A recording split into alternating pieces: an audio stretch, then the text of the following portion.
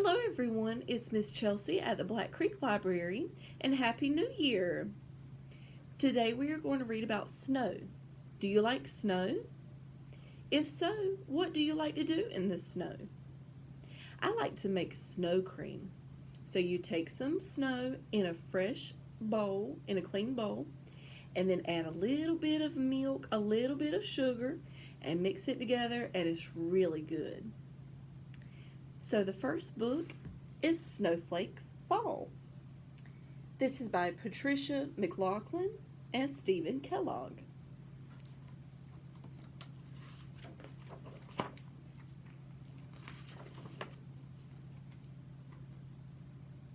After the flowers are gone, snowflakes fall, flake after flake after flake. Each one a pattern all its own, no two the same, all beautiful. Snowflakes fall to sit on gardens and evergreen trees.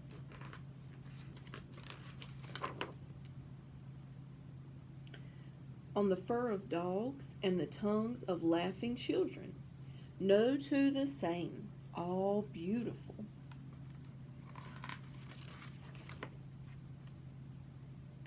Snowflakes fall, drift, and swirl together like the voices of children. Snowflakes fall on a winding river's sandy banks. On a hilltop town, on its ancient church, on its loved library, and its familiar flagpole. When snowflakes fall at night.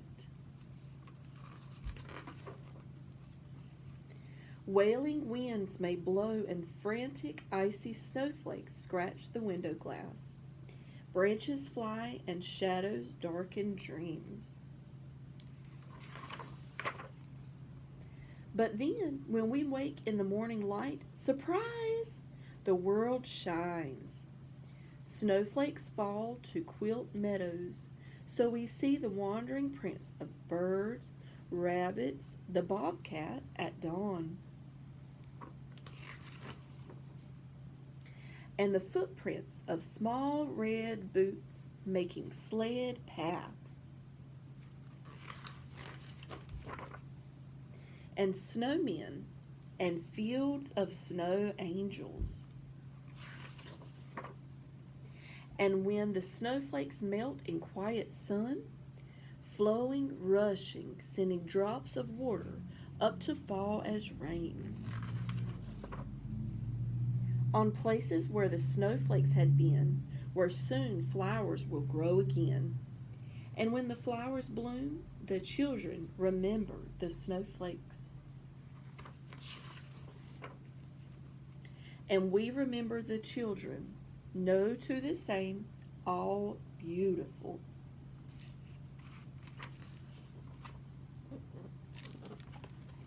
And that was Snowflakes Fall.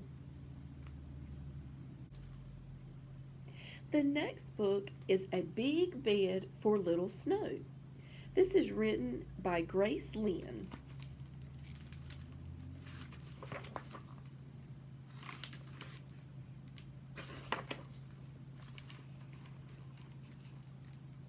When winter began, Little Snow's mommy made a big new bed just for him. Now you have warm feathers to sleep on, Mommy said. Then she looked at her little boy. Remember, Little Snow, this bed is just for sleeping, not jumping. Little Snow grinned and nodded.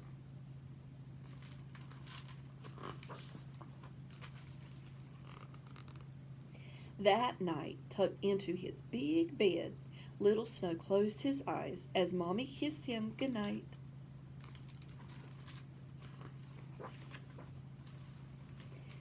Thump, thump, thump. Little Snow listened to Mommy's footsteps fade away. Finally, it was quiet. Little Snow opened his eyes.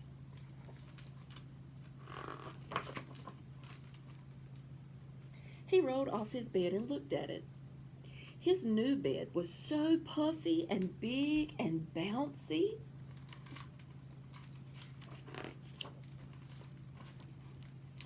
Little Snow grinned and then jump, jump, jump.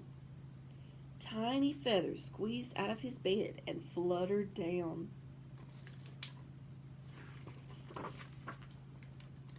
Thump, thump, thump. Uh-oh. Was Mommy coming?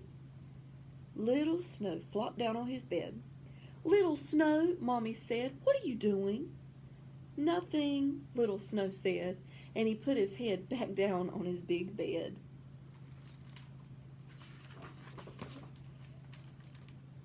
In the morning, when Little Snow woke up, he listened for his mommy's footsteps. It was quiet. Little Snow grinned and jumped and jumped. More tiny feathers fluttered down. Thump, thump, thump. Uh-oh, was Mommy coming? Little Snow flopped down on his bed.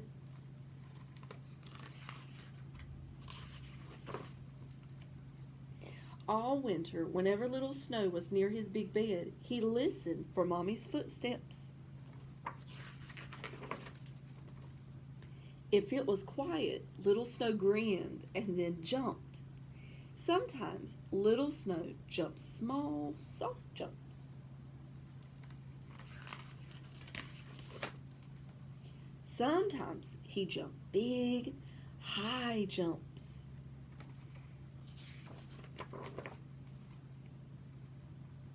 Once, Little Snow jumped so high and landed so hard, he made a rip in his bed.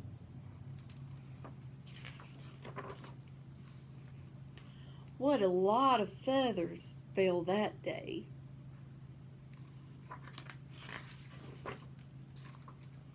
When winter was over, Mommy came to clean out the feathers from Little Snow's bed.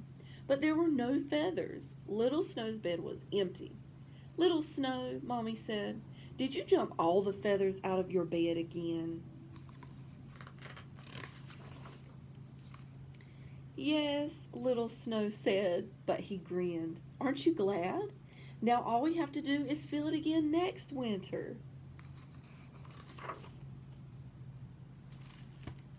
And that was a big bed for Little Snow. Now we have a poem about snowflakes. Can you make snowflakes with your fingers? Good. Snowflake, snowflake, dance around. Snowflake, snowflake, touch the ground. Snowflake, snowflake, soft and white. Snowflake, snowflake, snowball fight. Snowflake, snowflake, in the air. Snowflakes, snowflakes, everywhere. Very good. The next book is A Polar Bear in the Snow. This is written by Mark Barnett and illustrated by Sean Harris.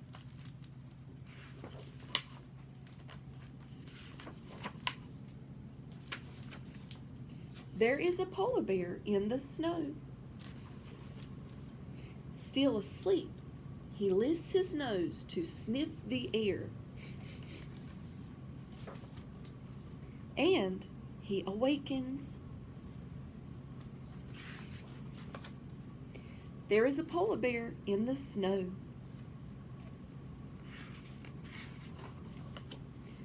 Where is he going? Is he going to visit the seals? No, he's not hungry. Is he going to hunker in a cave? No, his fur protects him from the storm.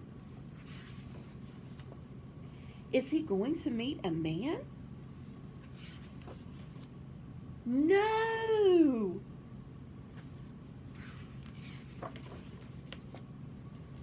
There is a polar bear in the snow. Where is he going? Oh. He is going to the sea. He wants to play.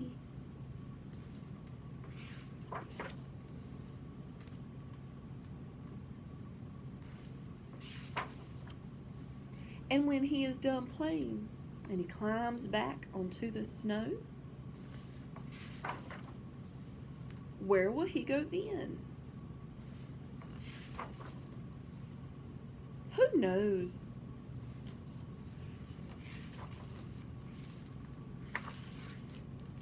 And that was A Polar Bear in the Snow. The last book for today is Curious George in the Snow. This was written by Margaret and H.A. Ray. This is George. George was a good little monkey and always very curious. One cold day, George went to a winter sports competition with his friend, the man with the yellow hat. They were outside all morning and wanted to warm up with a hot drink. At the ski lodge on top of the mountain, the man said, "George, why don't you wait at this table while I get some hot chocolate? I'll be right back, so don't get into any trouble." George liked being on top of the mountain. There was so much to see. Why, there was something interesting. George thought it looked like a spaceship. He was curious. What was a spaceship doing on a mountain? George forgot all about waiting for the hot chocolate.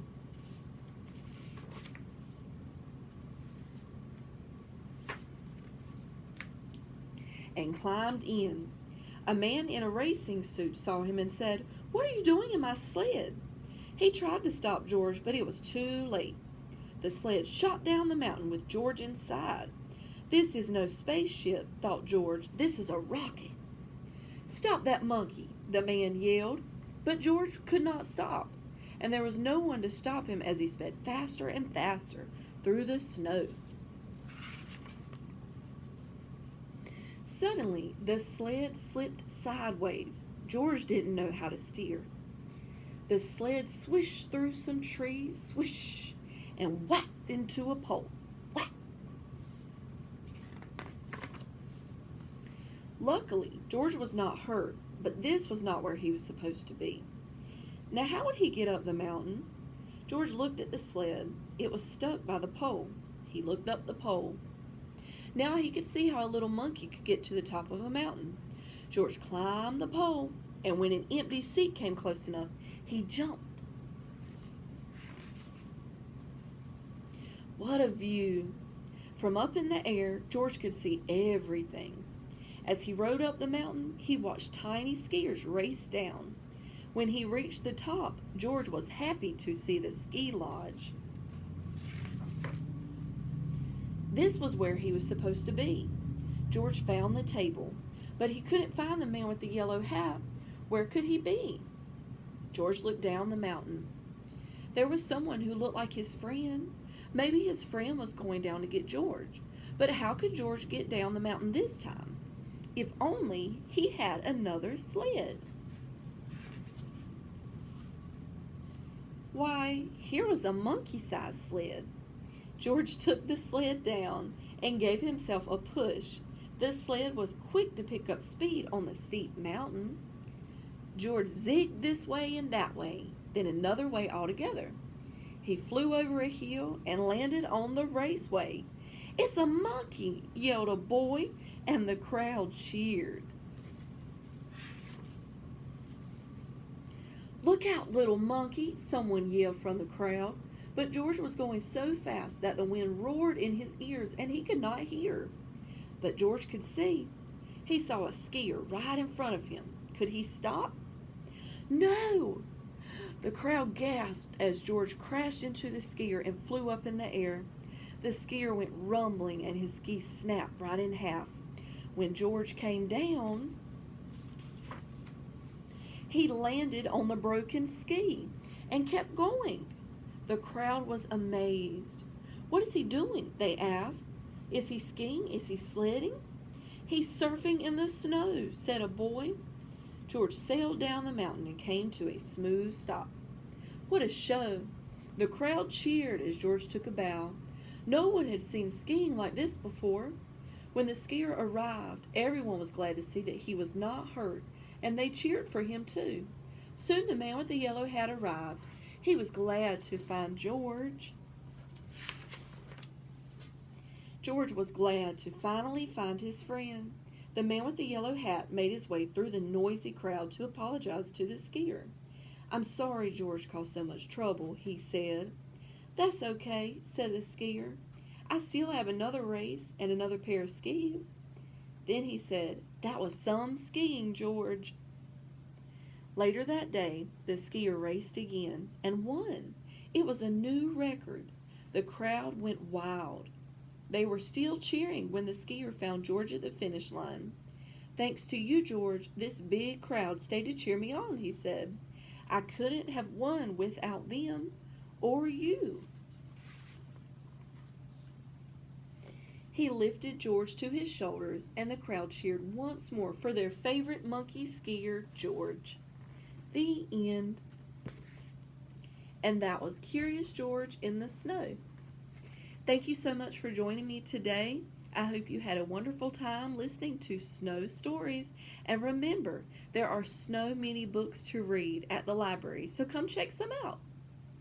See you later, alligator. So long, King Kong. In a while, crocodile. See you next time. Bye-bye.